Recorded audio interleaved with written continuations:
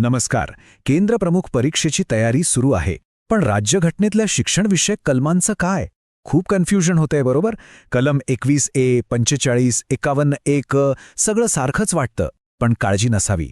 पुढच्या काही मिनिटांत आपण IBPS पॅटर्नसाठी लागणारे हे सगळे महत्त्वाचे मुद्दे एकदम सोपे करून टाकणार आहोत. तुमची रिव्हिजन एकदम पक्की होईल.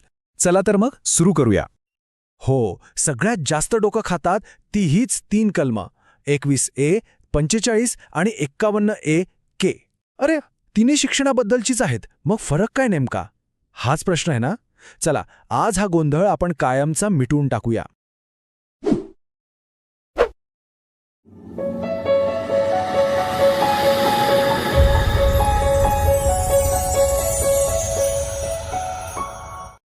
तर ह्या सगळ्या गोंधळावर एकच रामबाण उपाय आहे. आणि तो म्हणजे 86वी घटना दुरुस्ती.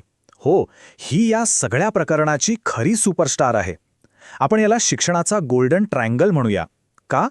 कारण या एकाच दुरुस्तीने राज्यघटनेच्या 3 वेगवेगळ्या भागांमध्ये असे काही बदल केले की जणू काही एक क्रांतीच झाली. तर ही 86वी घटना दुरुस्ती झाली 2002 साली. आणि हा खरंच एक ऐतिहासिक लँडमार्क बदल होता. या एकाच दुरुस्तीने शिक्षणाचे हक्क, धोरणं आणि कर्तव्य या तिन्ही गोष्टींना एकाच वेळी कसं बदललं तेच आता आपल्याला बघायचंय. ओके, तर हा आहे आपला गोल्डन ट्रायंगल. आता त्याच्या 3 बाजू व्यवस्थित समजून घेऊया. पहिली बाजू भाग 3 म्हणजेच मूलभूत हक्क. इथे नवीन कलम 21A जोडलं गेलं. आणि याने काय केलं? तर 6 ते 14 वयोगटातल्या मुलांना शिक्षणाचा मूलभूत हक्क दिला. लक्षात ठेवा, आपला जो RTE ॲक्ट 2009 आहे ना, त्याचा आधार हेच कलम आहे. आता दुसरी बाजू भाग 4 म्हणजे मार्गदर्शक तत्व. इथलं कलम 45 बदललं. आता ते फोकस करतं 0 ते 6 वयोगटावर, म्हणजेच पूर्व प्राथमिक शिक्षण किंवा ECCE वर. आणि हो, आपल्या नव्या NEP 2020चा पायासुद्धा इथेच आहे. आणि तिसरी बाजू भाग 4A मूलभूत कर्तव्य. इथे कलम 51(1) के नव्याने आलं. यानुसार 6 ते 14 वयोगटातल्या मुलांना शिक्षणाची संधी देणं हे पालकांचं कर्तव्य ठरवलं गेलं. बघा, हक्क, धोरण आणि कर्तव्य तिन्ही गोष्टी कव्हर झाल्या. ठीक आहे, 86व्या दुरुस्तीने हक्क आणि कर्तव्यांचा प्रश्न तर सोडवला. पण शिक्षणाचं प्रशासन कोण बघणार?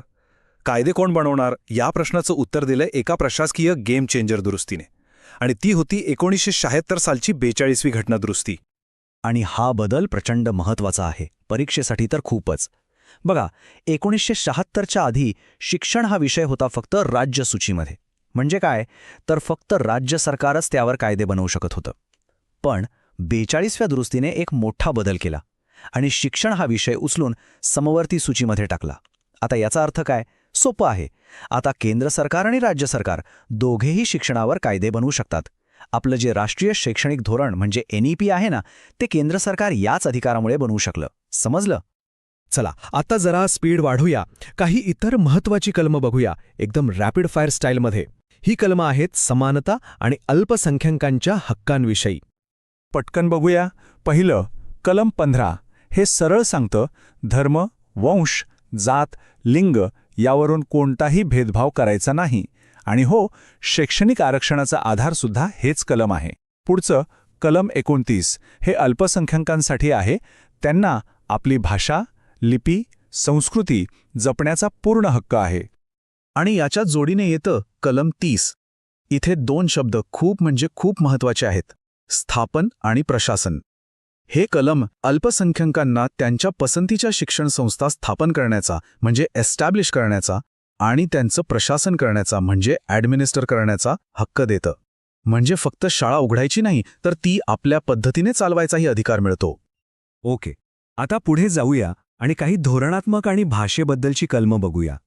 ही कलमं म्हणजे एक प्रकारे सरकारसाठी गाईडलाईन्स आहेत. यात पहिलं आहे कलम 46. हे राज्याला सांगतं की SC, ST आणि इतर जे दुर्बळ घटक आहेत त्यांच्या शैक्षणिक आणि आर्थिक हिताकडे विशेष लक्ष द्या. आपण ज्या स्कॉलरशिप्स बघतो त्या योजनांचा आधार हेच कलम आहे. आणि दुसरं कलम 350A हे खूप महत्त्वाचं आहे.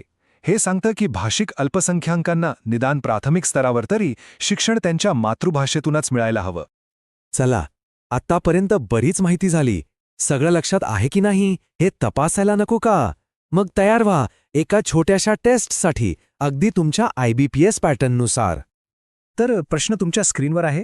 राष्ट्रीय शैक्षणिक धोरण 2020 म्हणजेच NEP चा जो पायाभूत शिक्षणावर जोर आहे तो प्रामुख्याने कोणत्या कलमावर आधारित आहे? ऑप्शन आहेत: ए कलम 21A, बी कलम 45, सी कलम 51A के की डी कलम 46. नीट विचार करा, आपण याबद्दल बोललो आहोत. आणि बरोबर उत्तर आहे ऑप्शन बी कलम 45. का? कारण आठवा आपण बघितलं होतं की हेच कलम 0 ते 6 वयोगटाच्या ECCE बद्दल म्हणजेच पूर्व प्राथमिक शिक्षणाबद्दल बोलतं. आणि NEPच्या फाउंडेशनल स्टेजचा हाच तर आत्मा आहे.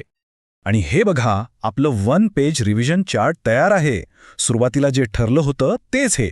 यात सगळी महत्त्वाची कलमं, त्यांचा अर्थ, कोणती दुरुस्ती, कोणता वयोगट, सगळं काही एकाच जागेवर.